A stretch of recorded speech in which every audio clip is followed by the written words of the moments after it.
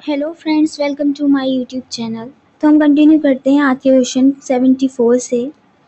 Question number 74 कहता है, let the angle A B C of triangle A B C B in A P and, ये हमें condition दे रखी है। Then find the value of angle A. हमें angle ए की जो है वो वैल्यू फाइंड करनी है। सबसे पहले अगर ए पी की जो कंडीशन होती है उसमें अगर हम उसके जो फर्स्ट थ्री टर्म्स होते हैं उनकी बात करें तो यहाँ पर पहला टर्म हमारा ए माइनस डी रहता है, दूसरा हमारा ए होता है और तीसरा हमारा ए प्लस डी होता है। ये ऐसा इसीलिए है क्योंकि यहाँ पे जब हम सारवंतर निकालते हैं तो ये क्या होता है, second term minus first term.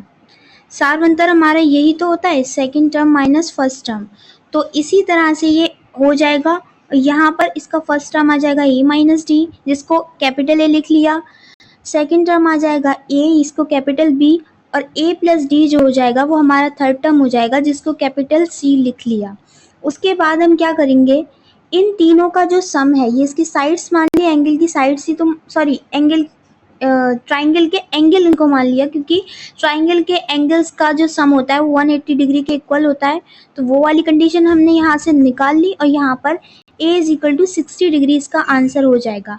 इसके अलावा अगर आपके पास कोई ऐसा क्वेश्चन भी आ जाए जिसमें यही वाली कंडीशन दी रखी हो, एक ट्राइंगल दे रखा हो जिसकी जो तीनों साइड्स हैं, तीनों एंगल्स हैं, वो एपी में हो, तो उसमें आप डायरेक्ट भी ए की वैल्यू जो है वो 60 डिग्री लगा सकते हैं। यहाँ पर मैंने आपको सॉल्व करके दिखा दिया। अब आ जाते हैं यहाँ पर angle B is equal to जो हो जाएगा वो 60 डिग्री हो जाएगा, क्योंकि ए की जो वैल्यू है वो बी ही तो है, इसीलिए जो एंगल बी है वो हमारा 60 डिग्री हो जाएगा। अब ये हम जानते हैं साइन रूल होता है, A over sine A is equal to B over sine B is equal to C over sine C. यहाँ पे हमें रेशो किसका गिवन है, हमें यहाँ पर रेशो गिवन है बी और सी का। √3/2 यहाँ पर हम लगा देंगे। बी अपॉन सी जब हम यहाँ से निकालेंगे बी अपॉन सी, तो ये हो जाएगा साइन बी अपॉन साइन सी। साइन बी की वैल्यू हमें पता है, साइन बी की वैल्यू आई थी 60 डिग्री, यानी साइन 60 डिग्री ओवर साइन सी। ये चीज़ ऐसी रही, साइन 60 की वैल्यू होती है √3/2, जो कि यहाँ पर पुट कर दी। Sine C as it is रहा, तो यहाँ से हमें साइन सी की वैल्यू 1/√2 आ गई। और जहाँ से हमें पता चला, क्योंकि 1/√2 साइन 45 डिग्री यानी साइन π/4 की वैल्यू होती है, इसीलिए यहाँ से साइन सी की एंगल सी की वैल्यू हो जाएगी 45 डिग्री। अब आ जाते हैं नीचे। अब हमें एंगल सी पता है, एंगल बी हमें पता है, हमें एंगल ए की वैल्यू फाइंड करनी है। तो यहाँ पे हमने वही वाली प्रॉपर्टी लगा दी, angle A plus B plus C is equal to 180 degree. जो एंगल हमें निकालना है उसको लिख देंगे, तो यहाँ से angle A is equal to 75 degree आ जाएगा और ये इस क्वेश्चन का फाइनल आंसर हो जाएगा।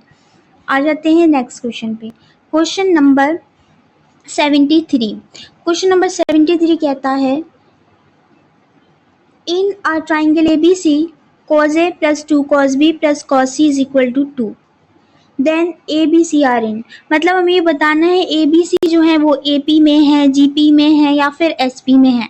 ठीक है, तो हमें जो दे रखा है वो हमने लिख लिया। Given that cos A plus 2 cos B plus cos C is equal to 2, cos A plus cos C is equal to 2 minus 2 cos B। यहाँ से जो cos B है, 2 cos B है, उसको उस साइड ले गए। फिर यहाँ पर cos C plus cos D का फॉर्मूला लगा देंगे। 2 cos A plus B upon 2 into cos A minus B upon 2 होता है। यहाँ पे A की जगह पे A है और B की जगह पे यानी यहाँ पे C है, तो इसीलिए यहाँ पर ये हो जाएगा। और यहाँ से हमने 2 कॉमन ले लिया, अंदर बचा 1 माइनस cos B। अब 1 माइनस cos B, ये फॉर्मूला बन जाएगा cos 2a का। cos 2a का फॉर्मूला तो ये होता है 1 माइनस 2 साइन स्क्वायर है, लेकिन यहाँ पर cos b है, cos 2b नहीं है, इसीलिए यहाँ पर हो जाएगा 1 माइनस 2 साइन स्क्वायर b/2। यहाँ पर इसको हम लिख लेंगे। उसके बाद यहाँ पर 1 भी नहीं आएगा, क्योंकि हमने ना ये वाला टर्म जो है ना ये इधर ले जाएंगे तो ये हो जाएगा, तो इसीलिए पॉजिटिव ही आएगा। अब आ जाते हैं इस वाले टर्म को, इस वाले टर्म में यहाँ पे क्या किया गया है, 2 cos π/2 माइनस b/2 इसको लिख सकते हैं, क्योंकि यहाँ पर ट्राइंगल की बात की गई है और ट्राइंगल में तो वही वाली प्रॉपर्टी आ जाती है, angle A plus angle B plus angle C is equal to 180 degree. तो यहाँ से क्या किया गया, यहाँ पर A प्लस C की जगह पर B लिख सकते हैं, अपॉन में 2 है इसीलिए हो जाएगा। तो हो जाएगा 2 cos pi by 2 minus B by 2 into cos A minus C over 2 is equal to 2 into 2 sine square B by 2। यहाँ पर cos 90 माइनस थीटा होता है साइन थीटा, तो यहाँ पर cos pi by 2 minus B by 2 था, तो ये हो जाएगा 2 sine B by 2 into cos A minus C over 2 is equal to, ये हो जाएगा 2 into 2 4 sine square B by 2। अब आ जाते हैं नीचे, यहाँ पर जो भी कैंसिल हुआ उसको कैंसिल कर देंगे, इस वाले टर्म से स्क्वायर कैंसिल हो जाएगा, तो यहाँ पर बचेगा 2 cos a minus C over 2 is equal to 4 sine b by 2। अब यहाँ पर ये वाला टर्म है, यहाँ पर दोनों तरफ हमने cos b बाई 2 से अपनी तरफ से मल्टीप्लाई की। ऐसा इसीलिए किया क्योंकि यहाँ पर हम फॉर्मूला बना सके साइन 2a का। फिर यहाँ पर क्या किया गया, 2 cos a minus C over 2 into ऐसा ही रहेगा। cos b बाई 2 को हमने a प्लस सी के टर्म्स में लिख लिया ट्राइंगल की प्रॉपर्टी से।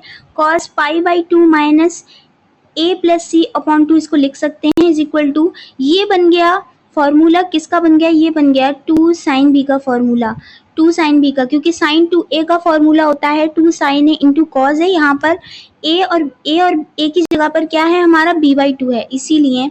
अब आ जाते हैं नीचे, यहाँ पर आप देख सकते हैं 2 cos a minus C over 2 into sine, क्योंकि cos 90 माइनस थीटा फिर से साइन थीटा हो गया, तो यहाँ पर हो जाएगा sine a plus C over 2 is equal to 2 sine b। नीचे आ जाते हैं, यहाँ पर क्या किया गया है, ये कंडीशन आ गई हमारी sine a plus sine c is equal to 2 sine b। ये कैसे आ गई, क्योंकि ये फॉर्मूला बन गया sine c plus sine D का, तो यहाँ से साइन ए, यहाँ पर इनको जब सॉल्व करेंगे तो इस तरीके से आ जाएगा sine C plus sine D के फॉर्मूले से, which is the form of 2b is equal to A plus C. ठीक है, तो यहाँ पर hence A B C are in AP, ये एपी की कंडीशन ही तो होती है 2b is equal to A plus C, तो ये इसी तरह की फॉर्म बन गए, इसीलिए ए बी सी जो है वो एपी में होंगे। ये इस क्वेश्चन का फाइनल आंसर है। अब आ जाते हैं नेक्स्ट क्वेश्चन पर, क्वेश्चन नंबर 75। क्वेश्चन नंबर 75 कहता है, in a triangle length of two larger sides are 24 and 22 respectively, if the angles are in AP then the third side is. यानी कि हमें एक ट्राइंगल है जिसकी हमें दो साइड्स हमें दे रखी हैं 24 और 22, लेकिन हमें और ये भी हमें दे रखा है कि जो ट्राइंगल है उसके जो एंगल्स हैं वो हमारे AP में है, तो हमें जो तीसरी साइड है वो फाइंड करनी है। अब यहाँ पर आप देख सकते हैं, in a triangle ABC the angle are in AP then A is equal to 60 minus theta, B is equal to 60 and C is equal to 60 plus theta. ये कहाँ से आया, मैंने अभी आपको पिछले ही सवाल में ये बात बताई थी कि AP के हम तीन जो होते हैं फर्स्ट टर्म हम ऐसे लेते हैं, एक तो लेते हैं हमारा A minus theta, A minus D। यहाँ पे थीटा क्या है, थीटा है हमारा सार्वंतर जिसको बोलते हैं, सार्वनुपात हम निकालते हैं जीपी में और सार्वंतर निकालते हैं एपी में, तो 60 माइनस डी हो जाता है, यानी ए माइनस डी, ए और ए प्लस डी। यहाँ पर डी की जगह पर क्या है थीटा, और यहाँ पर हम डायरेक्टली स्मॉल ए की जगह पे यानी फर्स्ट टर्म की जगह पर 60 लगा सकते हैं। ऊपर हमने फाइंड करा था, अगर आप लोग वहां से भी इस क्वेश्चन में और ज्यादा सॉल्यूशन ऐड करना चाहते हैं तो आप वहां से भी जाकर क्लियर कर सकते हैं। अब आ जाते हैं नीचे, तो यहाँ तक बात समझ में आ गई। अब आएंगे given that the larger side are. ठीक है, ये हमें साइड्स दे रखी थी, B is equal to 22 and C is equal to 24। तो अब इस तरीके से हमें अगर कुछ दिया होता है तो हम उसको कैसे फाइंड करते हैं। सबसे पहले तो हम देखेंगे कि हमें cos B हमने क्यों निकाला, क्योंकि हमें अगर किसी चीज़ की वैल्यू पता है तो हमें एंगल B की वैल्यू पता है जो कि 60 डिग्री है, इसीलिए हमने कोसाइन रूल यहाँ पर अप्लाई कर दिया। और कोसाइन रूल क्या होता है, cos B is equal to A square plus C square minus B square over 2AC। यहाँ पर हमें एंगल B की जगह पर 60 डिग्री लगा देंगे और cos 60 की वैल्यू क्या होती है 1/2 होती है, जो कि हमने यहाँ पर पुट कर दी। ए स्क्वायर की वैल्यू हमें नहीं पता है, वो हमने ऐसे ही निकाल लिया। ए की वैल्यू में फाइंड करनी है क्योंकि थर्ड साइड तो ए ही होगा। फिर यहाँ पर सी स्क्वायर की जगह पर सी की वैल्यू लगा देंगे 24 square minus 22 square over 2AC। सी की जगह पर उसकी वैल्यू लगा देंगे। इनको सॉल्व करेंगे तो इस तरह की एक इक्वेशन हमें मिल जाएगी। जैसे हमें इक्वेशन मिलेगी, अब इसके फैक्टर आसानी से नहीं हो पाएंगे, इसलिए हम इसमें मिस्टर धराचार्य का फॉर्मूला लगा देंगे। वहां से हम ए की वैल्यू फाइंड कर लेंगे जो कि आएगी 12 प्लस माइनस 2√3 और ये इस क्वेश्चन का जो है वो फाइनल आंसर हो जाएगा, क्योंकि हमें थर्ड साइड ही फाइंड करनी थी। अब आ जाते हैं नेक्स्ट क्वेश्चन पर, क्वेश्चन नंबर 77। क्वेश्चन नंबर 77 कहता है if R1, R2, R3 be the radii of the described circle of triangle ABC and R be the radius of inscribed circle, then find the value of this। उसके बाद सबसे पहले तो हम यहाँ पर लिखेंगे वी हैव, ये फॉर्मूले होते हैं आपको याद करने पड़ेंगे। R1 is equal to area of triangle over S minus A, R2 is equal to area of triangle over S minus B, R3 is equal to area of triangle over S minus C and R is equal to area of triangle over S यानी कि perimeter of triangle। Put all the values in this। यहाँ पर R1, R2, R3 और R की value 1/R1 plus 1/R2 plus 1/R3 minus 1/R में लगा देंगे, क्योंकि हमें इसी की वैल्यू हमें फाइंड करनी है। यहाँ पर हमने सारी वैल्यू अपनी तरफ से ऐड कर दी। उसके बाद इनका एलसीएम ले लिया। एलसीएम लेने के बाद जब इनको सॉल्व करेंगे तो इस क्वेश्चन का फाइनल आंसर जो हो जाएगा वो 0 हो जाएगा। नीचे आ जाते हैं, नेक्स्ट क्वेश्चन है। तो हमारा नेक्स्ट क्वेश्चन क्या है, 78।